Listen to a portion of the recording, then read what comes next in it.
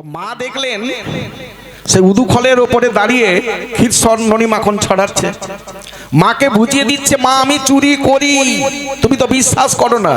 আমি ব্রজগোপীরা মিথ্যে কথা বলে না, গোপীদের ঘরে ঘরে চুরি করি, এই দেখো না আমি চুরি করছি। তো গোপাল দেখলো চুরি, খল, ওরে উদুখল, তুই আমার গোপালকে সাহায্য করলি চুরিতে, তোর উপরে দাঁড়িয়ে চুরি করছে, তাহলে দুইজনেই চুরি করলি। আছে দাঁড়া, গিয়ে একটি হাতে করে ছড়ি নিয়েছেন, ছড়িটা থারথার থারথার করে কাঁপছে। রাজা পরীক্ষিত বললেন, গুরুদেব ছড়িটা কেন কাঁপছে? ছড়িটা মাকে বোঝাতে চাচ্ছে, মা ফেলে দাও, মা আমাকে দিয়ে ভগবানের অঙ্গে মেরো না, আমি যে ভগবানের সৃষ্টি, ভগবান যে আমাকেও সৃষ্টি করেছে, সৃষ্টি যিনি করেছেন সৃষ্টিকর্তাকে আমি কেমন করে আঘাত করব? আমি সুখ পাবো না, আমার ভগবান কষ্ট পাবে, কৃষ্ণ গোপাল আমার কষ্ট পাবে, আমি কেমন করে দেখবো?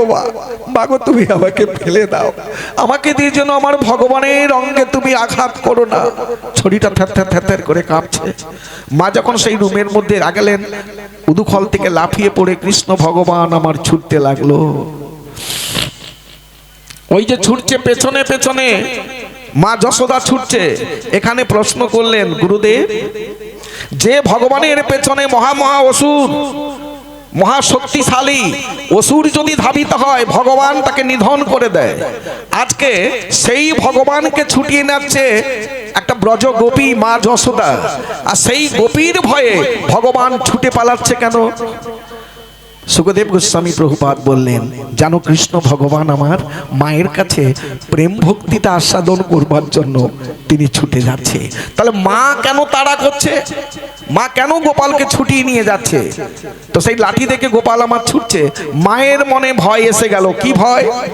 না গোপাল ওই যে ভয়ে ছুটে পালাচ্ছে, যদি বৃন্দাবনে কোনো বনে গিয়ে লুকিয়ে যায়, লুকিয়ে গেলে সারা রাত যদি খুঁজে না পাই, যদি বাঘ ভালুকের মুখে পড়ে, তাহলে যে আমি গোপাল হারিয়ে যাবে, আমি গোপাল হারা হয়ে যাব, আমার মা বলে কে ডাকবে? মনে মনে বলছি, ওরে গোপাল যতই কষ্ট হোক আমি তোকে ধরবোই ধরবো, তোকে আমি ছাড়বো না রে, তোকে আমি ফিরিয়ে নিয়ে যাব। মা আমার ছুটছে, আর ভগবান ছুটে আর পেছন দিকে দেখ, মায়ের স্থূল দেহ, চাঁদ বদন থেকে টপ টপ টপ টপ করে ঘাম্যবিন্দু ঝরে পড়ছে, অঙ্গগুলো আর মাথা থেকে মালতী ফুলগুলো খসে খসে পথের মাঝে পড়ছে, পথের মাঝে পড়ে বলছে, মা তোমার মস্তকে পেয়েছিলাম কিন্তু সুখ ছিল না, তোমার মস্তকেই যদি থেকে যেতাম কোনোদিন আমরা গোপালের চরণ আমার পা হতো না। মাগো গোপাল পথ দিয়ে ছুটে ছুটে যাচ্ছে, তার পদচিহ্নগুলো পড়ে আছে, সেই চরণ ধুলিগুলো পড়ে আছে, পড়ে গিয়ে কোনো ভক্তের চরণ লেগে যদি ওই ধুলিটা মাখা হয়ে যায় অঙ্গে, তবে আমার পুষ্প হয়ে ফোঁটাটা জনম ধন্য হয়ে যাবে। মা ধন্যবাদ। মাগো এই পথ মাঝে পড়ে খুব আনন্দ পাচ্ছি, ভগবানের চরণ ধুলি পাবো। দেখেন এক এক করে চলছে, ওই যে গোবিন্দ ছুটে যাচ্ছে, এ তো ধরবেই ধরবে, এর মনে যদি হারিয়ে যায় তাহলে ধরতে পারবো না, ছুটে ছুটে বেড়াচ্ছে। আর গোবিন্দ পেছন দিকে দেখে, যখন দেখলেন মা এমন ঘামার্ত হয়েছে, স্থূল দেহ তো, ভারী দেহ, ছুটতে ভালো পাচ্ছে না, যদি আছাড় কে পড়ে বুঝি মা মারা যাবে। ভগবান কৃষ্ণচন্দ্র ভাবলেন, আর কষ্ট দেব না, মা যে খুব কষ্ট পাচ্ছে, মাঝে মনে ভয় পেয়েছে হারিয়ে যাব, যদি বাঘ ভালুকের মুখে পড়ি। পদকর্তা যেন অনদূর থেকে বলছে, মা মাগো কার কথা কাকে ভয় দেখাচ্ছ? যার নাম শুনলে ভব ভয় চলে যায়, বাঘ ভালুক চোখের জলে ভাসে, যার নাম শুনলে তাকে প্রাণ হারিয়ে দেবে, প্রাণ বিনাশ করবে। মাগো বৃথাই তুমি চিন্তা করছো।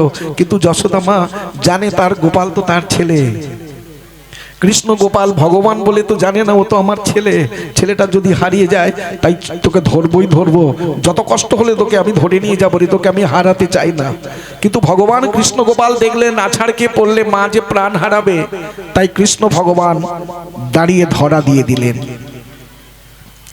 মা যশোদা বলছে, আমি তো বলেছি তোকে ধরবই ধরবো, এত ছোটাচ্ছিস, মাকে এত কষ্ট দিচ্ছিস, চল ঘরে চল। ঘরে নিয়ে গিয়ে কি বলছে, তোকে বাঁধবো, উদুখল তুইও খল, তোর সঙ্গে আমি আমার গোপালকে বাঁধবো। এখানে রাজা পরীক্ষিত বললেন, গুরুদেব মা তো ধরে নিয়েছে গোপালকে, কেন আবার বাঁধতে যাচ্ছে? কেন বা বাঁধতে যাচ্ছে? রাধে রাধে। কেন বা বাঁধতে যাচ্ছে? না, মা আমার গোপালকে সেবা দেওয়ার জন্য ক্ষীরসর ননিমাখন নির্মাণ করতে যাবেন, তৈরি করতে যাবেন। ঠিক সেই সময় গোপাল যদি আবার পালিয়ে যায়, মায়ের ধারণা আমি অনেক কষ্টে গোপালকে আমি ধরেছি, কিন্তু গোপাল যদি ধরা না দিত, এ জগতে ধরার ক্ষমতা কার আছে? গোপাল যে দাঁড়িয়ে গিয়ে ধরা দিয়েছেন, এটা তো মনে এলো না আমি ছুটে ছুটে তোকে ধরেছি, আমার কাছে লুকোতে পারলি না, আমি তোকে ধরে এনেছি। এই যে আমিত্ব ছিল, আমিত্ব ভাব ছিল, দম্ভ ছিল, অহংকার ছিল। মায়ের সেই সময় অহংকার, দম্ভ। তোকে বাঁধবই বাঁধবো। তো দড়ি নিয়ে বাঁধতে যাচ্ছে, দু কড়া কম। আবার দড়ি খোঁজে দিচ্ছে, আবার বাঁধতে যাচ্ছে, দু কড়া কম। রাজা পরীক্ষিত বললেন, প্রভু এত দড়ি খোঁজে দিচ্ছে, কিন্তু দু কড়া কম কেন? 3 কড়া 4 কড়া হতে পারতো, 1 কড়া হতে পারতো, 3 কড়া কম কেন? সুখদেব গোস্বামী প্রভুপাদ বললেন, অনেক ব্যাখ্যা দিচ্ছেন, বললেন মায়ের মনে ভক্তি নেই, এখন তো খুব ক্রোধান্বিত, ক্রোধে গড়গড় করছে, তোকে বাঁধবই। যত কষ্ট হলে সারা বৃন্দাবনে দড়ি যদি খুঁজতে হয়, তোকে বাঁধবই বাঁধবো। মায়ের তো মনে এইটাই, তোকে বাঁধবো। হ্যাঁ, তো ক্রোধ। তাই ভগবান যেন দেখাচ্ছে, মা ভক্তি ছাড়া ভগবানকে বাঁধা যায় না। ওই রাগে, ক্রোধে, মানে, অভিমানে ভগবানকে ধরা যায় না। মাগো আমাকে বাঁধতে হলে চাই ভক্তি। ওই ভক্তি 2টি অক্ষর, 2টি অক্ষর, তাই 2টি কড়া কম পড়ে দেখাচ্ছে, মা ভক্তি ভক্তি দেখাচ্ছে। তো 100 হাত দড়ি খোঁজে দিয়ে বাঁধতে যাচ্ছেন, সেই 2 কড়া কম। তো ব্রজগোপীরা দর্শন করতে এসেছেন, গোপালকে বাঁধবে। চারিদিকে দর্শন করে খিলখিল খিলখিল করে হাসতে লাগলো ব্রজগোপী। ব্রজগোপীদের হাসি দর্শন করে মা যশোদা হেসে উঠল। মা যশোদা, আমরা দেখছি তুই 100 হাত দড়ি খুঁজলি, মা যখন বাঁধতে যাচ্ছিস গোপালের পেটটা কিন্তু বড় হয়ে যাচ্ছে না, দড়িটা কমেও যাচ্ছে না, কিন্তু 2 কড়া কম। যে গোপালের পেটের কাছটা ধরলে ধরা যাবে, সেই গোপালের পেটটাও তো বেড়ে যায় না যে কম হবে, বাড়লো না তো দড়িও কমলো না, কিন্তু 2 কড়া কম। খিলখিল খিলখিল করে হাসছে। মা বলছে, ওকে বাঁধবই বাঁধবো, গোটা বৃন্দাবনের দড়ি যদি খুঁজতে হয় ওকে বাঁধবই বাঁধবো, যত খোঁজে 2 কড়া কম, যত খোঁজে 2 কড়া কম। রাধে রাধে। দেখবেন মা যে এত করে বোঝাচ্ছেন, মা ভক্তি ভক্তি ছাড়া বাঁধা যায় না। পার্থিব জগতের মায়েদের উদ্দেশ্যে বলি, মা তোমাদের ছেলেগুলো যখন দুষ্টামি করে, অনেক বোঝানোর চেষ্টা করো, বাবা এমন কাজ করো না, এমন দুষ্টামিটা করতে নেই, হ্যাঁ পরের জিনিসকে নষ্ট করতে নেই, বোঝাচ্ছ। বোঝানোর পরেও যদি করে, দেখবেন ঠাস ঠাস করে চড়ও দিয়ে দেয়, চড়ো দিয়ে দেয়। আর রেগে মেগে বলে না, বলে তোর পায়ে গড় বাবা, তোর পায়ে গড়, তোকে নিয়ে পারা যাচ্ছে না, এত করে বলছিস তবু করবি, এমন দুষ্টামি কর্ম করবি, তোর পায়ে করে না। মায়েরা বলো, ঠিক যশোদা মা তেমনি। ওরে গোপাল, এত দড়ি খুঁজে দিলাম, তুই বাঁধা হলি না, যত দড়ি খুঁজি সেই 2 কড়া কম। তোর পায়ে গড় বাবা, তোর পায়ে গড়, তোকে নিয়ে আর পারা যাচ্ছে না। ভক্তি, মায়ের অন্তরে এলো শুদ্ধ ভক্তি। কৃষ্ণ ভগবান বন্ধন স্বীকার করে নিলেন, বন্ধন স্বীকার করে নিলেন। মা যশোদা, রাধে রাধে। বাহ, এখানে খুব ভালো লাগছে যে সেবার ব্যবস্থা থেকেও এবং সংদর্শিতা হঙ্গ হরিণা ভব্য শতাং, অর্থাৎ হরিণের মতো, হরিণ যেমন ভয় পেলে তীক্ষ্ণ হয়ে যায়, হ্যাঁ, তো মায়ের ওই শব্দ শুনে, মায়ের ওই চিৎকার শুনে গোপাল আমার হরিণের মতো যেন ভয় করছে, দেখি মা কি করে। হ্যাঁ, তো এই তো তোকে বেঁধে ফেলেছি, বেঁধে দিয়েছি, এবার আমি ক্ষীরসর ননিমাখন নির্মাণ করতে যাব। তো বেঁধে দিয়ে, উদুখলে বেঁধে দিয়ে তিনি চলে গেলেন। আর ভগবান কৃষ্ণ গোপালের মনের সাজ জাগলো। মনের সাজ জাগলো কি না, যমল অর্জুনকে উদ্ধার করতে হবে, সাজ জাগলো। হ্যাঁ, তো যমল অর্জুন, এখানে রাজা পরীক্ষিত বলে উঠল, গুরুদেব কি এমন অপরাধ করলেন? স্বর্গের ধনকুবেরের পুত্র নলকুবের মণিগ্রীব কি এমন কর্ম করলো, যে কর্মের জন্য তিনি ওই জমাল অর্জুন হয়ে বৃন্দাবনের মাটিতে 100 বৎসর দাঁড়িয়ে আছে? কি এমন কর্ম করলো, কি এমন খারাপ কর্ম করলো, গলিহত কর্ম করলো? তখনই বোঝাচ্ছেন, ধনকুবেরের পুত্র নলকুবের, মণিগ্রীব, 2টি পুত্র, দেখতে খুব সুন্দর অপরূপ, খুব রূপমাধুর্য এবং খুব ধনী ছেলে তো, যার ধন টাকা পয়সার অভাব নেই, খুব ধনী মানি। তো ধনী মানির ছেলেদের একটু শখ শাক হয়। মদিনা পান করে মদ্যপ মাতাল হয়ে স্বর্গের মন্দাকিনীর পর্বতের পাশে একটি সরোবর, মন্দাকিনী সরোবর, যে সরোবরের চারিদিকে ফলে ফুলে সুসজ্জিত থাকে, চারিদিকে খুব সুবাসিত মধুর গন্ধ, যে সরোবরে পদ্ম পুষ্পের গাছ আছে, পদ্মের সুন্দর সুন্দর পরাগের গন্ধ। সমস্ত দেবদেবীরা মনটা খারাপ হলে সেই মন্দাকিনী পর্বতের সরোবরের চারিদিকে একটু বিচরণ করেন, মন খারাপ হলে বেড়াতে যায়। তো সেই মন্দাকিনীর জলে দুটি উর্বশীকে নিয়ে উলঙ্গ হয়ে, মানে একদম দিগম্বর, কোনো বসন ছিল না, উলঙ্গ অবস্থায় জল কেলি করছেন। যেমন হস্তি আর হস্তিনী জলে নেমে পড়লে যেমন জল কেলি করে, তেমনি জল কেলি করছেন উলঙ্গ অবস্থায়। ঠিক তখনই নারদ ঠাকুর, তিনি খুব শান্ত পরিবেশ, শান্ত তো খুব শান্ত, তিনি রাগান্বিত ক্রোধান্বিত নয়, খুব শান্ত সরল মানুষ। তো সেই শান্ত নারদ ঠাকুর সেখানে গিয়ে পৌঁছলেন। যখন নারদ দাঁড়িয়ে পড়েছে, অস্পরাগুলো নারদকে দেখে তাড়াতাড়ি করে উঠে লজ্জার বসন অঙ্গে ঢেকে নিচ্ছেন। কিন্তু ওই দুটি ছেলে নলকুবের আর মণিগ্রীব একটা বৃক্ষের মতো উলঙ্গ হয়ে দাঁড়িয়ে আছেন। খুব ক্রোধান্বিত হলেন, ক্রোধান্বিত হয়ে বলে, ওরে ধনীর ছেলে তো মদ্য পান করে এত পবিত্র স্থানে উলঙ্গ হয়ে তুই স্নানে নেমেছিস, আর তোর লজ্জা বলে কিছু থাকলো না, উলঙ্গ হয়ে দাঁড়িয়ে আছিস বৃক্ষের মতো। অভিশাপ দিলেন, তোর দুটি ভাইকে মর্তধামে বৃক্ষ হয়ে থাকতে হবে, জমাল বৃক্ষ মানে অর্জুন বৃক্ষ হয়ে থাকতে হবে। সঙ্গে সঙ্গে দুহাত জোর করে মাথাটা নুয়ে ফেললেন, মানে মুনির অভিশাপ। বলছে, হে মুনিবর, আপনার অভিশাপ আমি মাথা পেতে নিলাম, কিন্তু মুনিবর আমার উদ্ধার কি হবে না? কৃপা করুন, উদ্ধারের ব্যবস্থা কি করে আমরা উদ্ধার হব? সারা জীবনকে এই মর্তধামে থাকবো বৃক্ষ হয়ে? স্বর্গের মানুষ সে মর্তধামে থাকবে, এটা কেমন হয় না? তখনই বলেছিল, শোনো, অপরাধ করে যদি ক্ষমা ভিক্ষা কেউ চায়, তাকে ক্ষমা করা যায়। শোনো, বৃক্ষ হয়ে তুমি থাকবে, যখন বৃন্দাবনের মাটিতে কৃষ্ণ ভগবান গোপাল আমার আসবে, সেই গোপাল সপাটে তোমাকে উৎপাটন করবে, সেদিন গোপালের চরণ স্পর্শ পেয়ে তুমি উদ্ধার হয়ে আবার স্বর্গধাম প্রাপ্ত হবে। রাধে রাধে।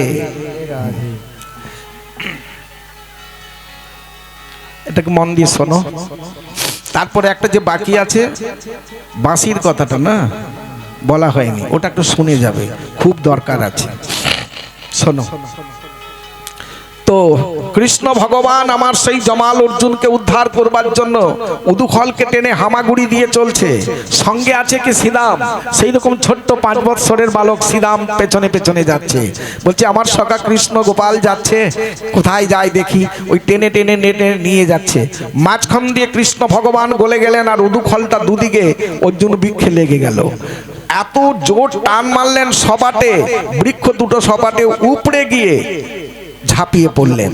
আর যখনই পড়েছেন, মাঝখানে একটি বৃক্ষে বসে আর একটি বৃক্ষের উপরে চরণ দিয়ে পা দোলাচ্ছেন। আর এত পাতালতায় ঘেরা, কৃষ্ণ ভগবানকে দেখতে পাবেন না। দেখতে পেল কে? সেই সখা, শ্রীরাম সখা দেখেছে। শ্রীরাম সখা তখন ছুটে গিয়ে মাকে ডাকতে যাচ্ছে, তবে শব্দটা সঙ্গে সঙ্গে হলো না। কেন? যখন সেই চরণ স্পর্শ পেল, দুটি অর্জুন বৃক্ষ থেকে দুটি মূরতি সেই নলকূপের মণিগ্রীব বেরিয়ে স্তবতুতি করলেন, গোবিন্দের চরণে প্রণতি জানালেন, প্রণাম নিয়ে আশীর্বাদ নিয়ে তিনি স্বর্গে দুজন ফিরে গেলেন। আর ফিরে গেলেন, সঙ্গে সঙ্গে প্রচন্ড শব্দ হলো, গোটা বৃন্দাবন কেঁপে উঠছে এই শব্দে, বৃক্ষের আওয়াজে, বৃক্ষের আছাড় খাওয়াতে। যখন শব্দটা খুব হলো, চারিদিকে চংচং করছে। মা যশোদার ননি মন্থন করছিলেন, ও ছুটে এসে দেখছে গোপাল কোথায়, গোপালকে আর পাচ্ছে না। গোপাল, আমি তো উদুখলে গোপালকে বেঁধেছিলাম, গোপাল গেল কোথায়? ওই চারিদিকে চিৎকার চিল্লান চলছে, আর শব্দ শুনে সবার ভয় লাগলো, বুঝি আমার কৃষ্ণ ভগবানের কিছু হয়েছে। শ্রীরাম সুদাম দাম্ব সুদাম ছুটছে, শ্রীরাম ওখান থেকে ছুটে এসে মায়ের হাত ধরে বলছে, মা এসো, গোপাল সেখানে আছে, চলে এসো, গোপাল ওখানে। ওই তার হাত ধরে নিয়ে যাচ্ছে, এক এক করে বৃন্দাবনের সখীরা, সখারা, বৃন্দাবনের ব্রজবাসী, ব্রজ গোপীরা সবাই দর্শন করতে যাচ্ছেন, কিন্তু গোপালকে দর্শন করতে পারছে না। মা যশোদা চোখের জলে ভেসে যাচ্ছে, গোপাল কোথায় গেলি বাবা? আমারই দোষে আমি গোপালকে হারালাম। গোপাল এত বড় বৃক্ষ পড়েছে, কোথায় পড়লো? বলে ওইখানে আছে। সেই পাতালতাকে সরিয়ে সরিয়ে গিয়ে দেখলো কৃষ্ণ ভগবান একটি বৃক্ষের উপরে বসে আর একটি বৃক্ষের উপরে চরণ দিয়ে পা দোলাচ্ছেন, দুলিয়ে দুলিয়ে হাসছে। সঙ্গে সঙ্গে তাকে মুক্ত করে মা যশোদা কোলে নিয়ে নিলেন, নিয়ে বলছে, ওরে তুই যদি হারিয়ে যেতিস তাহলে আমার জন্য হারাতিস, আমি যদি তোমাকে না বাঁধতাম তোমাকে এমনি করে ছুটে রাগে ক্রোধে ছুটে আসতে না। চল বাবা ঘরে চল। জমাল অর্জুনকে তিনি উদ্ধার করে দিলেন। জয় জয় কৃষ্ণ ভগবান কি, জমাল অর্জুন উদ্ধার কি, জয় জয় বন্ধনকারী ভগবান দামোদর কি। তাহলে ভগবানের এক নাম হলো দামোদর। কেন? তাই কার্তিক মাসে মা যশোদা দাম শব্দে দড়ি উদরে বেঁধেছিলেন, তাই ভগবানের এক নাম হলো দামোদর। রাধে রাধে। তাহলে এটা একটু বলে দিই, কেন সেবার ব্যবস্থা আরম্ভ হয়ে গেছে নাকি? তবুও ভালো যে এত ভক্ত বসে আছেন, খুব ভালো লাগছে। এত ভক্ত বসে আছে, সবাই সেবার জন্য হুড়পাড় করে না? আমার দেশে তো বাবা যদি পরে প্রসাদের ডাক, হরি নাম এবারে মাথায় থাক। হ্যাঁ, আমাদের ওদিকটা, এই দিকটা খুব ভালো লাগলো, আমাদের ওই দিকটা আর কি। যদি পরে প্রসাদের ডাক, হরি নাম এবারে মাথায় থাক, চলো খেয়ে পালালেই বাঁচি। রাধে। তো ভালো লাগলো। শোনো মা, এইটা শোনো মন দিয়ে। কটা বাজছে রে বাবা? বেশি বাজে না তো? 10টা বেজে গেছে। কি করে 9টা? তাই বল, নালে এত কেন হবে? জয় রাধে। আচ্ছা টাইম আছে, 9টা 10 তো বাজু না, 1-1.5 ঘন্টা নাকি? যারা বৃন্দাবন গিয়েছেন দেখবেন শাস্ত্র সিদ্ধান্ত আছে, রাধাকুণ্ড শ্যামকুণ্ড দর্শন পদক্ষিণ স্নান যদি না করেন বৃন্দাবন দর্শন নিষ্ফলং ভবেৎ। সর্বপ্রথম রাধাকুণ্ড শ্যামকুণ্ড দর্শন স্নান পদক্ষিণ, তারপরে গোবর্ধন পরিক্রমা। না যদি করেন তাহলে বৃন্দাবন দর্শনটা নিষ্ফলং ভবেৎ, নিষ্ফল। এটা একটু ছোট্ট করে একটু বুঝিয়ে দিই, নাহলে ওইটা দরকার আছে, শিখে রাখুক, তাহলে দর্শন করতে পারবে, স্নান করবে। রাধাকুণ্ড শ্যামকুণ্ডের সৃষ্টি কেন হয়েছিলেন, কেন করেছিলেন? বলিরাজের পুত্র সাহসী, বলিরাজের পুত্র সাহসী দেখতে খুব অপরূপ সুন্দর। গন্ধমাদন পর্বতের পাদদেশে, যে গন্ধমাদন পর্বতের পাদদেশে মুনি ঋষিরা খুব ধ্যান করেন, যোগ করেন, সাধন যোগ সাধনা করেন। তো সেই পবিত্র স্থানে একদিন এক উর্বশীর সঙ্গে দেহ আলিঙ্গনে লুপ্ত হয়ে গেলেন। যখন ধ্যানে আর গোবিন্দকে পাচ্ছে না, চমকে উঠলো মুনি ঋষিরা। কি হলো, এমন হলো কেন? দেখলে সেই নোংরামিটা দর্শন করে বলেছিল, ওরে ওরে পাষণ্ড, দত্তের ছেলে, অসুরের ছেলে, তো এমন একটা কর্ম করলি, এমন অপবিত্র করে দিলি আমার এই পবিত্র স্থানটাকে, অপবিত্র করে দিলি। দেখ, একটা বৃষ মানে ষাঁড়, ষাঁড়ের যেমন কালাকাল থাকে না, তোরও সেই কালাকালটা নেই। অভিশাপ দিলেন, পরজন্মে তোকে বৃষ হয়ে যেতে হবে, ষাঁড় হয়ে যেতে হবে। অসুর অসুরই থাকবি, নাম হবে অরিষ্টাসুর, নাম হবে অরিষ্টাসুর, আকৃতিটা থাকবে ষাঁড়ের মতো। অভিশাপ দিলেন, বুঝতে পারলেন মুনি ঋষিরা অভিশাপ দিয়েছে, আমাকে যেতেই হবে। তখনই বলেছিল, ঠিক আছে অভিশাপটা নিলাম, কিন্তু প্রভু গো কি করে উদ্ধার হব? কে আমাকে উদ্ধার করবে? সারা জনমকে ষাঁড় হয়েই থাকবো। দাপরে তুমি বিশাসুর অরিষ্টাসুর হয়ে জন্মগ্রহণ করবে। যেদিন কৃষ্ণ ভগবানের হাতে তুমি মৃত্যুবরণ করবে, মৃত্যু নয়, কৃষ্ণ ভগবান সেদিন তোমাকে উদ্ধার করে দেবে। একদিন যেদিন উদ্ধার করবেন ওই বৃষটাকে, মানে অরিষ্টাসুরকে, তিনি ভগবান কৃষ্ণচন্দ্র সখাদের পাঠিয়ে দিচ্ছেন, তোমরা এগিয়ে যাও না, আমি যাচ্ছি, যাও যাও যাও। সবাই তো চলে যাচ্ছে, আনন্দে চলে যাচ্ছে, সবাই আনন্দে চলে যাচ্ছে। যখন গোচারণের মাঠে গেল, দেখলো সেই বৃষটা 2 ঠ্যাং তুলে লাফাচ্ছে, গর্জন করছে, গা গা করে গর্জন করছে। কখনো মাটি আঁচাড়ছে পা দিয়ে, আর কখনো শিং দিয়ে মাটিকে খুলে দিচ্ছে, তেড়ে আসছে। তখন ওরা ভয়ে চিৎকার করে প্রাণ বাঁচানোর তাগিদায় ছুটে আসছে, কানাই কানাই করে। ভগবান বুঝলেন সখারা আমায় ডাকছে, বিপদ, ছুটে যাচ্ছে। কি হচ্ছে রে? কানাই পালিয়ে চলো, ওই দেখো বৃষ, ওই ষাঁড়টা আসছে, মাটি আচারছে, শিং দিয়ে মারবে, আমাদের প্রাণ হারাবে, চলো কানাই তুমি পালিয়ে চল। ভগবান কৃষ্ণ বলে, তোরা জানা, দেখছি না কানাই, ও শুনবে না, ও মেরে দেবে, চল না। জড়িয়ে ধরেছে, সবকে টেনে সরিয়ে দিয়ে কৃষ্ণ ভগবান নৃত্য করতে করতে এগোচ্ছেন। বৃষটা যেমন 2 ঠ্যাং ওপর দিকে তুলে লাফাতে লাফাতে আসছে, আর কৃষ্ণ ভগবান তেমনি না নাচতে নৃত্য করতে করতে এগিয়ে যাচ্ছেন। ওই শিংটাকে ধরে অনতি দূরে ছুঁড়ে দিলেন, যেই ছুঁড়ে আছাড় খেলেন আবার উঠে পড়ে সেই গর্জন করতে করতে লাফিয়ে লাফিয়ে আসছে। যতবারই ছুঁড়ে দেয় ততবারই ছুটে আসে সেই অরিষ্টাসুর বৃষাসুর এগিয়ে আসে। ছুটতে ছুটতে ভগবান আর থাকলেন না, পেছনের দুটো চরণকে ধরে ঘোরাতে ঘোরাতে ঘোরাতে ঘোরাতে শূন্যে ছুঁড়ে দিয়ে আছাড় মেরে দিলেন। প্রাণ নাশ হলো, মারা গেল। ললিতা বিশাখা দর্শন করে ছুটে যাচ্ছে লাগাতে, রাধে ও রাধে তোমার বধূ মহাপাপ করে ফেলেছে, একটা বৃষকে হত্যা করেছে, ষাঁড়কে গো হত্যা করেছে। গোহত্যা মহাপাপ। যেই না শুনেছে গোহত্যা করেছে, কেন আমার বধূ গোহত্যা করলো কেন জানি না, একটা ষাঁড়কে হত্যা করেছে, প্রাণে মেরেছে। সঙ্গে সঙ্গে রাধারানী বলল, তুই একটু গিয়ে বলে দে আমার বধূ যেন আমার সামনে না আসে, আমি ওর মুখ দেখবো না, মহাপাপী, গোহত্যা করেছে। সখীরা ছুটে যাচ্ছে, ছুটে গিয়ে বলছে, প্রভু আপনি গোহত্যা করেছেন, আপনার বধূ বলে দিয়েছে আপনি যেন বধূর সামনে যাবেন না, আপনার মুখ দেখবে না, মহাপাপ করেছো, মহাপাপীর মুখ সে দেখবে না। ভগবান কৃষ্ণ বলে, আরে ও তো বৃষ না, ও তো অসুর, ও তো অরিষ্টাসুর, অসুরকে আমি বধ করেছি। বলে যাই হোক, তার আকৃতিটা তো বৃষ, ষাঁড়ের মতো আকৃতি, তখন তো তুমি গোহত্যা করেছো, ষাঁড়টাকে হত্যা করেছো মানে গোহত্যা করেছো, তোমার মুখ দেখবে না। ভগবান বলে তো বিপদ হলো, খুব বিপদ হয়ে গেল। শোনো তোমার সখীদের বলো, রাধারানীকে বলো, আমি তো অপরাধ করে ফেলেছি, আর তো কিছু করা যাবে না, তো কি করলে অপরাধ মোচন হবে তার তো একটা বিধান আছে, বিধানটা দিতে বলো, যত কঠিন বিধান হোক ওই বিধানটাকে আমি মেনে নেব। সঙ্গে সঙ্গে বললে, বধূ তো এমন বলেছে অপরাধ করে ফেলেছে, কিছু কি বিধান নেই? তো হ্যাঁ আছে। তো কি? রাধারানী বলছে, গোটা ভারতবর্ষে যত তীর্থ আছে সর্বতীর্থে স্নান করতে হবে, স্নান করলে পাপটা মুক্ত হবে, মহাপাপ থেকে মুক্ত পাবে। এবার ভগবান ছুটবে সারা ভারতবর্ষের তীর্থে, যত তীর্থ আছে দেখবেন সেখানে নদ নদী সমুদ্র সব আছে। হ্যাঁ, নদী গঙ্গা সমুদ্র পাশে আছেই আছে। নবদ্বীপে গঙ্গা যমুনা প্রবাহিত হচ্ছে। তারপরে আমাদের গঙ্গা স্নানে যাই, সাগর মেলা, সাগর। তাহলে ভগবানকে সাগর, নবদ্বীপ সব চারদিকে ছুটে বেড়াতে হবে নাকি?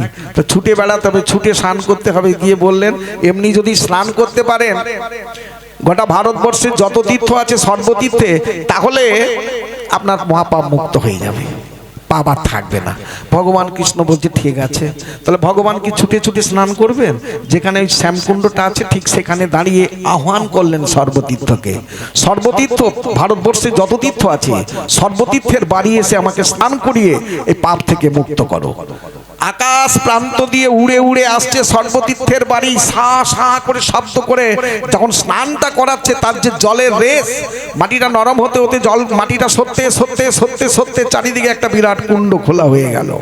কুণ্ড হয়ে গেছে, গোবিন্দের স্নান হয়েছে, কিন্তু কুণ্ডে সর্বতীর্থের বাড়ি তো জমা হয়ে গেল।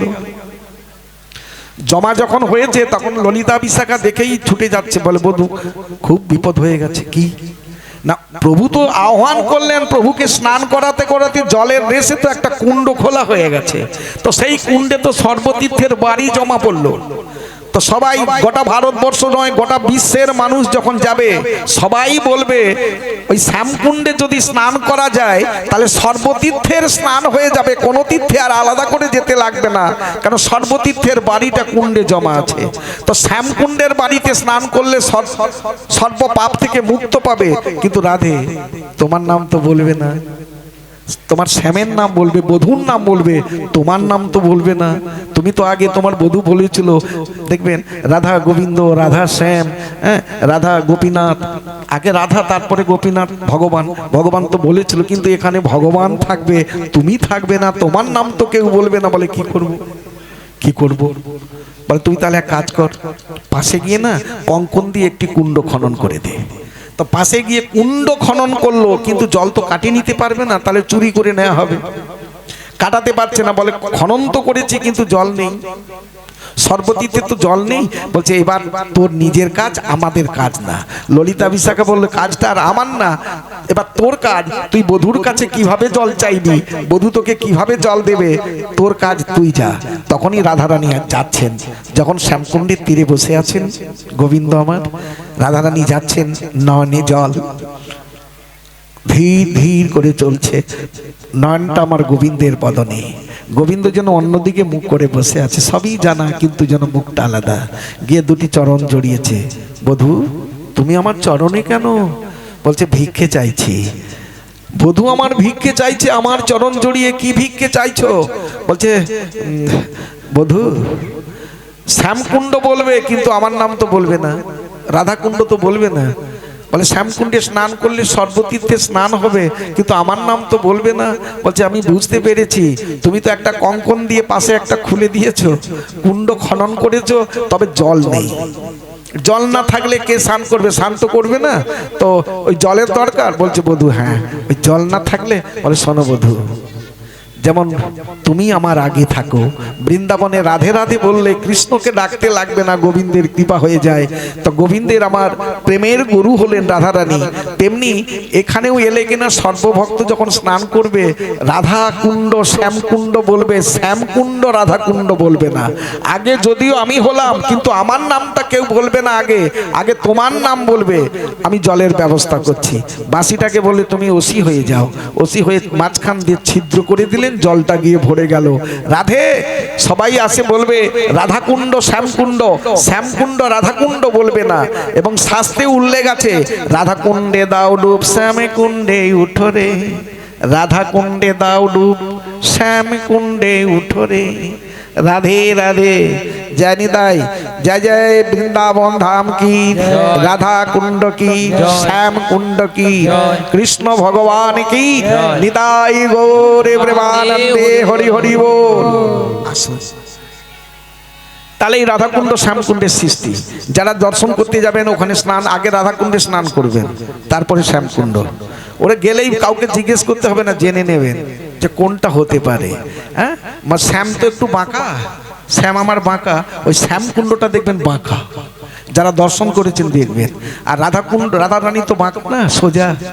রাধাকুণ্ডটা একদম চৌকস, ও গেলেই জিজ্ঞেস করতে হবে না যেমন বাঁকার বাঁকা কুণ্ড। হ্যাঁ, তো বাঁকা কুণ্ডটাই দেখবে। নিতাই গৌর হরি হরি বল। আর গোবিন্দ আমার বাঁকা কেন, ত্রিভঙ্গ কেন, কেন বলো তো? মা জানা আছে কেন? ওইগুলো অনেকগুলো অনেক বেড়ে যাবে, একটু যদি সময় পাই বলবো। একটু ওইটা বলি, যেটা বাঁশির কথাটা বলি, সেটা একটু বলে দিই মেন কথাটা। হ্যাঁ, তো এত ভক্ত তো একসঙ্গে প্রসাদ পেতে বসতে পারবে না, একটু একটু করে পাক না, কথাও চলুক নাকি? এমনি কেন বসে থাকবে, খারাপ লাগবে, কথা শুনলে ভালো লাগবে। এই বাঁশির কথাটা বলি নাকি? এইটা ভালো করে বুঝিয়ে দিই। দেখবেন মা, ভগবান কৃষ্ণ গোপাল একদিন রাধা কুঞ্জে যাচ্ছেন, রাধা কুঞ্জে থাকবেন, বিশ্রাম করবেন। রাধারানী যখন আয়ন ঘোষের ঘরণী জটিলা কুটিলার ঘরে, বাঘিনীর ঘরে গোবিন্দ রাধারানী আছেন, সেই বাঘিনীর ঘরে যাচ্ছেন রাধা কুঞ্জে, অর্থাৎ রাধারানীর শয্যায় তিনি থাকবেন আজকে। তো কুঞ্জে ঢুকেছেন, তো গোবিন্দের মনে মনে একটা ভয়ও লাগছে। কেন না, রাধারানীকে কেউ কোনোদিন ধরে না, কেউ দেখে না, তবু কুলোটা কলঙ্কিনী বলে। ওই কুলোটা কলঙ্কিনীর নামটা কে দিয়েছে? জটিলা কুটিলা। ওই কলঙ্কিনী কুলোটা বলতে বলতে সবাই বৃন্দাবনে কুলোটা কলঙ্কিনী বলে বলে। তো গোবিন্দ বলে কোনোদিন না ধরে কলঙ্কিনী বলে, কুলোটা বলে। আর যদি হাতে নাতে ধরে ফেলে যে আমি শয্যায় আছি, যদি ধরে ফেলে জটিলা কুটিলা বাঘিনী, তাহলে কিনা কলঙ্ক উঠবে। গোবিন্দজি প্রবেশ করেছেন কুঞ্জে, কথোপকথন চলছে রাধা গোবিন্দের। কথোপকথন চলতে চলতে ঠিক মধ্যরাত্রিতে গোবিন্দ ঘুমিয়ে পড়লেন। গোবিন্দ যখন ঘুমিয়ে পড়েছে, রাধারানী আর জেগে থাকতে পারলো না, একা কি করে জেগে থাকবে, তাই গোবিন্দের বক্ষে মাথা রেখে রাধারানীও ঘুমিয়ে পড়ল। মনটা চঞ্চল ছিল রাধারানীর, শয্যায় আছে যদি ধরা পড়ি, কেন বাঘিনী আছে ঘরে। তো এমনি করে খুব চঞ্চল মন, যখন নিদ্রাটা ভাঙলো, রাধারানীর নিদ্রা ভঙ্গ হয়েছে, দেখলো সূর্য উঠার পূর্ব মুহূর্ত, সূর্য উঠার পূর্ব মুহূর্ত, চারিদিকে ফাঁকা হয়ে গেছে। যখনই ফাঁকা হয়ে গেছে, এই সর্বনাশ, ধরা পড়ে যাবো। বধূ বধূ ওঠো ওঠো, বধূ পালিয়ে যাও পালিয়ে যাও, ও বধূ পালিয়ে যাও, ধরা পড়বে পালিয়ে যাও। ওই যা ডাকছে ঘুমের ঘরে উঠে পড়ে, হ্যাঁ ফাঁকা হয়ে গেছে। গোবিন্দ আমার ছুটে ছুটে পালালো, কিন্তু ওই যে বাঁশিটা বালিশের মাঝখানে রয়ে গেছে। বাসি নিতে মনে নেই, তাড়াহুড়ো করে পালালো। তো গোবিন্দ আমার পালিয়ে গেল। আর রাধারানী অত দেখে না, গৃহবধূ, গৃহকর্ম করতে হবে, বধূ তো, নাহলে খটা দেবে, বাঘিনী আছে। তো উঠে পড়ে গৃহকর্ম করছে। আর একটু পরে ঘরটা ঝাড়ু মারতে যাচ্ছে কে? কুটিলা, যার স্বভাবটা বড় কুটিল।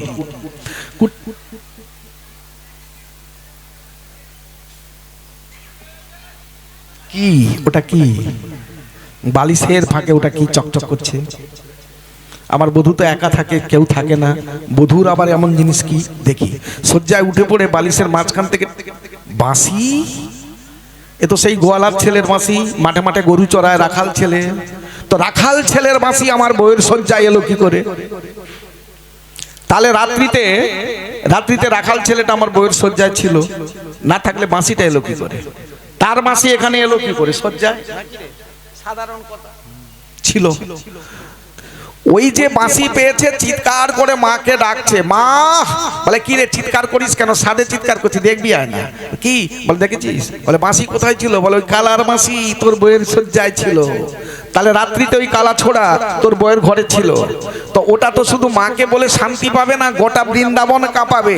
বেরিয়ে পড়েছে বৃন্দাবনে, যাকেই দেখো, এই দিদি, এই শোন না, এই শোন, এই বোন শোন না, দেখেছিস বাঁশি? ওই কালা ছোড়ার বাঁশি আমার বইয়ের শয্যায় ছিল, বালিশের পাশে। রাত্রিতে ওই কালা ছোড়া রাখাল ছেলে আমাদের বউয়ের শয্যায় ছিল। বলতে বলতে গোবিন্দ বলেই তো বিপদ হয়ে গেল। কোনোদিন না ধরে কলঙ্কিনী কুলোটা বলে, আজকে হাতে নাতে ধরা পড়ে গেলাম, না জানি কি কলঙ্ক না রটবে। শুধু বিপদ হলো, তা কি করি? বিপদে পড়লে গোবিন্দ কাকে শরণাগতি করে? কাকে স্মরণ করেন? যোগমায়া। যোগমায়ার কায়া আবরণেই হয় নীলা। তো যোগমায়াকে স্মরণ করলেন। যোগমায়া, প্রভু এত ভোরের বেলা ডাকলি কেন? বলে, খুব বিপদ হয়েছে। কি বিপদ? না, আজকে রাত্রিতে আমি তো বধূর শয্যায় ছিলাম, তো তাড়াহুড়ো করে পালাতে গিয়ে না আমার বাঁশিটা রয়ে গেছে শয্যায়, আর বাঁশিটা পেয়ে গেছে কুটিলা।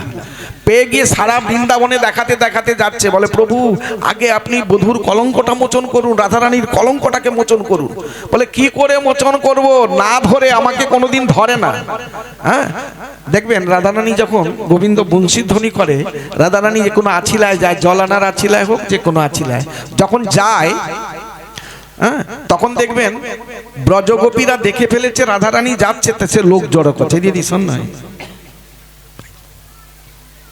ডেকে ডেকে জড়ো করছে, গাছের আড়ালে, ঝোপের আড়াল থেকে দেখছে ও কি করে। কি করে? হ্যাঁ, গিয়ে গোবিন্দকে বুকে জড়িয়ে ধরে, না গোবিন্দের বদনে চুম্বন করে, না গোবিন্দ ছুটে এসে রাধারানীকে বুকে জড়িয়ে ধরে। সবাই দেখছে। এটা যেমন গোবিন্দেরও অজানা ছিল না। গোবিন্দের অজানা ছিল না, রাধারানীর অজানা ছিল। দেখবেন সবাই যদি ড্যাব ড্যাব করে দেখে, কোনোদিন মনের মানুষকে মনের মতো কাছে পাওয়া হয়নি। ঠিক বলেছিলেন গোবিন্দ আমার, বলেছিলেন, রাধে এ জন্মে তোমাকে মনের মতো আমার পাওয়া হলো না, আর এ জন্মে তোমার প্রেম ঋণ শোধ করা আমার হলো না। তোমার প্রেম ঋণে ঋণই থেকে গেলাম। জানো রাধে, পরজন্মে কলিকালে আমি তো গৌর হব, গৌর হব, তোমার প্রেম ঋণ আমি সেই দিন শোধ করব। আর মনের মতো তোমাকে বুকে জড়িয়ে ধরে আমি সেই প্রেমটাকে, রাধা প্রেমটাকে আস্বাদন করব, তোমার ঋণ শোধ করব। তবে জানো, আমি তো গৌর হয়ে যাব। তোমাকে যদি মেয়ে করে নিয়ে যাই, মেয়েকে জড়িয়ে ধরলে কলির মানুষ তো কলঙ্ক রটাবে, সবাই আঙুলি তুলবে। তোমার অঙ্গ থেকে আমি গদাধর সৃষ্টি করব। যখনই তোমার কথা মনে হবে, গদাধরকে বুকে জড়িয়ে রাধা রাধা বলে কাঁদবো, তোমার প্রেমটাকে আস্বাদন করবো এই গদাধরকে জড়িয়ে ধরে। নিতাই গৌর হরি হরি বল। রাধা শক্তি হলেন গদাধর। তা তাহলে কি করে কলঙ্ক মোচন করবো? তো হাতে নাতে ধরা পড়ে গেলাম। কেউ কোনোদিন ধরে না, দেখে না, কলঙ্কিনী কুলোটা বলে, আজকে হাতে নাতে ধরা পড়েছি, বলছে প্রভু একটা কাজ করে দিন না, তাহলে কলঙ্ক মোচন হয়ে যাবে। কি কাজ করলে বলো না, কি কাজ করলে কলঙ্ক মোচন হবে? বধূ, প্রভু গো আপনি এক কাজ করুন, সারা বৃন্দাবনে প্রত্যেকটা গোপীর শয্যায় মুরলী বরিশন করে দেন। লীলাটা মুরলী বরিশন, এটা না বললে বোঝানো যাবে না। তো মুরলী বরিশন করে দিলেন বৃন্দাবনে প্রত্যেকটা গোপীর শয্যায়। আর ও তো বলতে বলতে বেরিয়ে চলে গেছে বৃন্দাবনে, যাকেই দেখে তাকে ডেকে ডেকে দেখাচ্ছে। একটা মাসি আসছে, বয়স হয়ে গেছে, কমরটা পড়ে বলে, ও মাসি, ও মাসি বলে, চিৎকার করিস না। তোর শব্দটা কানে লাগে, এত চিৎকার করিস না, তোর মাঝের এমন গলা গোটা বৃন্দাবন কাঁপে। কি হয়েছে বল? বলছি জানো এই বাঁশিটা দেখেছো? বলে আর দেখাতে হবে না, কত বাঁশি সকাল থেকে দেখলাম। বলে আরে এটা আমার বউয়ের শয্যায় পাওয়া গেছে, ওই কালা ছোড়ার বাঁশি। শোন, তোর মাঝের এত স্বভাব খারাপ কেন? বউয়ের নামে কলঙ্ক রটাস, কলঙ্কিনী কুলটা বলিস, এত স্বভাব খারাপ কেন? খালি বউয়ের পেছনে ছুট খুঁজে বেড়াচ্ছিস। শোন, ঘরের বউ, সম্মান দিয়ে কথা বল না। বলে মিথ্যে কথা বলছি না, কেন সত্যি বলছি, বাঁশিটা পেয়েছি। বলে শুন, আমার এত বয়স হয়েছে, এত বয়স হলো আমার শয্যায় বাঁশি, তাহলে কৃষ্ণ কি আমার কাছে ছিল? রাজা রানীর শয্যা। শোন, ওই কলঙ্ক বউয়ের নামে রটানোর আগে তুই নিজে ঘরে ফিরে যা, তোর নিজের শয্যাটা দেখিস, তোর মায়ের শয্যাটা দেখিস, দেখে তারপরে বউয়ের নামে কলঙ্ক রটাস। বলছে কি মায়ের শয্যা, আমার শয্যায় বাঁশি, ঝাঁটিয়ে দেবো না? বলে ঝাঁটাবি পরে, আগে দেখ না। তো ঘুরে যাচ্ছে, ফরফর ফরফর করে ঘুরে যাচ্ছে, দেখি কই, তো দেখে ঘরের মধ্যে ঢুকে যা রুমে দেখলো বাঁশি, তার নিজের শয্যায় বাঁশি। মায়ের ঘরে ঢুকে দেখলো মায়ের ঘরেও বাঁশি। তো সবার ঘরে যদি বাঁশি, গোটা বৃন্দাবনে যদি মুরলী বরিশন হয়ে যায়, তাহলে রাধারানীর নামে কলঙ্ক রটবে না? রটবে? জয় জয় বৃন্দাবন ধাম কি জয়, জয় রাধা রানী কি, কৃষ্ণ ভগবান কি, মুরলী বরিশন কি, নিতাই গৌর প্রেমানন্দে, হরি হরি বল, হরি হরি বল, রাধে রাধে। এবারে আসুন, যে ভগবান আমার হাজার হাজার মুরলী পরিশন করে দিলেন, কিন্তু ওই মুরলীটা দরকার, সেই মুরলীটা কুটিলার কোমরে গোজা, তাহলে সে কোন বাঁশের মুরলী? ওটাই দরকার। হাজার হাজার মুরলী বংশী চারিদিকে পরিশন করে দিলেন, কিন্তু ওই বাঁশিটা দরকার, সেটা কোন বাঁশের বাঁশি? এবারে আসুন, মাগো বাবা, হরি মন্দির প্রতিষ্ঠা হলে কিংবা মন্দির, কৃষ্ণ মন্দির প্রতিষ্ঠা হলে ঈশান কোণে একটা ধ্বজ বাঁশ দেওয়া হয় নাকি? ওই ধ্বজ বাঁশটা কটা পাপ থাকা উচিত? ব্রাহ্মণ ঠাকুর, গোসাই ঠাকুর বলে দিল একটা ধ্বজ বাঁশ কেটে রাখিস, ড্যাং করে কেটে ঠেকিয়ে দিলাম। বাঁধার পদ্ধতিটা শিখে নিয়েছে, পরপর বাবা শিখিয়ে দিয়েছে এইরকম বাঁধবি, এইসব জিনিস কি, একটা ঘন্টা, একটা চামর, একটা কড়ি, তারপরে এখন আদলা পাওয়া যায়নি তো, সে তামার যে পয়সাগুলো, ওটা 5টা টাকা বেঁধে দিবি, বেঁধে দিবি, একটা অক্ষয় সূত্র বেঁধে দিবি, বেঁধে দিয়ে ঘরের লোককে বলবে যে ঈশান করে ঠেকিয়ে দাও, কেটে নিয়ে চলে এলো নাকি? ওটা কোথায় ছিল, কিভাবে হলো, কোন যজ্ঞে উঠেছিল যে আপনি এই যজ্ঞের মাঝে ঠেকাচ্ছেন? কারো জানা নেই, দেখবেন জানা নেই, এটা জেনে রাখুন ব্যাপারটা। কারো দেখবে জানাই নেই, করে দেয়, ওর একটা কাজ আছে, কিচ্ছু না, ওর কাজকেই যায় না। ওই যে ধ্বজ বাঁশটা ঘরের মধ্যে ঠেকিয়ে দিল ঈশান করে, তার কাজকেই কোনো ব্রাহ্মণ বলুন আর গোসাই বলুন যায় না। ওই ঘরের লোক ঠেকিয়ে দিয়েছে, বাস এখানে পূজা আরম্ভ হয়ে গেছে, কিন্তু ওর কাছে আগে ওখানে উৎসর্গ করতে হবে, প্রতিষ্ঠা করতে হবে, সেই বাঁশটাকে, বৃক্ষটাকে প্রতিষ্ঠা করে তারপরে কর্মে আসতে হবে। কি বাবা, জানা আছে ব্যাপারটা? শোনো, আগে শ্লোক একটা বলে দিই। পূর্বে তু ক্রিয়াতে যজ্ঞ ব্রহ্মাদি দেব বৃন্দৈ, যজ্ঞ পূর্ণ বেনু বৃক্ষ প্রমাণ পঞ্চবিংশতি, নব পূর্বে তু সারঙ্গ ধনু পঞ্চম পিনাকস্তদা, অষ্টম জানক দত্তা দ্বিপূর্বর্জুন গণ্ডী, মেক পূর্বে কৃষ্ণে দত্তা গোপিকা মনমোহিতা। শ্লোকের দ্বারায় বলে দিলাম কোন যজ্ঞে উঠেছিল, কিভাবে, কতগুলো পাপ ছিল, আর কোন পাবে, কটা পাবে, কি কি হয়েছিল, সব বলে দিয়েছি। বোঝা গেছে কি? বোঝা যায়, ওটা ভেঙে বলতে হবে, নাহলে অত সহজে বোঝা যায় না, শ্লোকগুলো সব বোঝানো যায় না। মাগো একটু মন দিয়ে শোনো, ভগবান 60,000 মুনি ঋষি মিলে, সৃষ্টিকর্তা ব্রহ্মা মিলে, সমস্ত দেবদেবী মিলে একটি যজ্ঞ করেছিলেন পূর্বে, মানে সত্য যুগে। সত্য যুগেই যজ্ঞটা হয়েছিল, নৈমিষারণ্য যজ্ঞ। নৈমিষারণ্য যজ্ঞ জায়গাটা কোন জায়গা? হরিয়ানা। দেখবেন হরিয়ানায় কুরুক্ষেত্রের যুদ্ধ হয়েছিল, কুরুক্ষেত্র থেকে প্রায় 110-12 কিলোমিটার দূরে নৈমিষারণ্য, আজও পর্যন্ত সেখানে চিহ্নিত আছে, যেটা চক্র সরোবর বা চক্রকুণ্ড। ওটাকে পরে বলে দিচ্ছি ভেঙে, ওটাকে দর্শন করতে হবে, প্রত্যেকটি বৈষ্ণব গোসাইদের দর্শন করা উচিত। ওটা ভগবানের সেই চক্র সরোবর। হ্যাঁ আসুন, ওই যজ্ঞটা কবার হয়েছিল? 3 বার। 2 বার যজ্ঞ পূর্ণ হলো না, যজ্ঞ চলছে, আর অসুরের দল প্রবেশ করে লণ্ডভণ্ড করে দিলেন, ভেঙে দিলেন, যজ্ঞটা পূর্ণ হলো না। 60,000 মুনি ঋষি, সৃষ্টিকর্তা ব্রহ্মা পৌরোহিত্য করেছিলেন, সৃষ্টিকর্তা ব্রহ্মা সব বৈকুণ্ঠে গেলেন ভগবান বিষ্ণুর কাছে, প্রভু এই নৈমি সারণ্য যজ্ঞটা করেছিলাম, কিন্তু অসুরের দল যজ্ঞ করতে দিল না, দুবারই পণ্ড করে দিল। ভগবান বিষ্ণু বললেন, যাও এবার তোমরা প্রস্তুত হও, যজ্ঞের আয়োজন করো, এবার যজ্ঞ পূর্ণ হবে। তো কিভাবে হবে প্রভু? বলছে, আমার সুদর্শন চক্র তোমার মাথার ওপরে ঘুরবে, আর সুদর্শন চক্রের নিচে করবে যজ্ঞ। যে অসুরত্ব মনোভাব নিয়ে প্রবেশ করবে তার মস্তক ছেদন হয়ে যাবে। তাহলে তৃতীয়বারে যজ্ঞ পূর্ণ হয়েছিল, সুদর্শন চক্র মাথার উপরে ঘুরছে, আর সেখানে যজ্ঞ শুরু হলো। পূর্বে তু ক্রিয়াতে যজ্ঞ ব্রহ্মাদি দেববৃন্দ, এই সমস্ত দেবতা ৭,০০০ মুনি ঋষি, সৃষ্টিকর্তা ব্রহ্মা পৌরোহিত্য করেছিলেন। কেন? ব্রহ্মা জানেন সৃষ্টির ভারটা প্রভু আমাকে দিয়েছে, সত্য তেতা দাপর কলি 4টা যুগেই আমি সৃষ্টি করব। কারো কথা ভাবলেন না, শুধু ভাবলেন এই কলির কথা, কলির যুগের জীবকে সৃষ্টি করব, কিন্তু কলির জীব উদ্ধার কি করে হবে? তাই কলির জীবের উদ্ধারের জন্য তিনি সেই যজ্ঞটা করেছিলেন, নিজে পৌরোহিত্য করেছিলেন।